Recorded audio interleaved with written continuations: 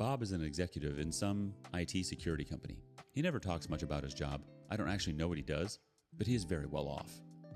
Bob called some law firm that is on a retainer for the company, and Sunday morning, I was talking to a lawyer that I could never in my wildest dreams ever afford to even talk to. Bob has always been a huge nerd and was bullied a lot. He told me not to worry about the bill. He would cover it. He was happy to finally be able to repay me for the beatings I frequently took for him interfering with his bullies. Frank is a teacher in a private school for kids and is married with 7 children. Yes, that's right, 7. My kids just love him too, and the rest of his family to death. Frank has been making sure my kids are okay and cared for while I get back on my feet and get my ducks in a row.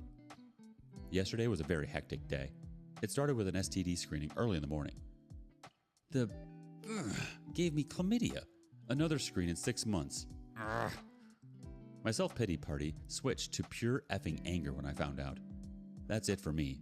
Gloves off. Full custody. I will give her nothing if I can get away with it. The lawyer managed to track down the ex-husband of my wife's feminist friends that bragged about how she screwed him over. It was apparently very easy via the court documents. I wouldn't have even thought about that. I talked to him on WhatsApp. He thanked me a lot, but he also told me about everything this heartbeat did to him. Now I know what to expect from my soon-to-be ex-wife. It was sickening. I was ready for a fight. After our chat, I am preparing for war. It was heartbreaking hearing how he had been homeless and how he had hardly seen his kids in 4 years, all based on the ex-wife's lies. I accept how I am at a disadvantage as a man in the court system. I will make sure I have tons of evidence. My lawyer suggested a preemptive strike via restraining order due to her negative and aggressive comments about males in general, especially for our son's sake.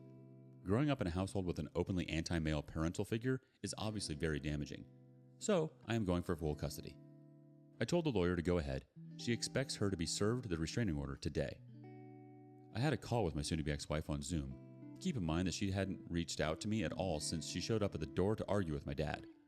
She hasn't reached out to the kids or anyone else either, so it's not like she cares about any of us.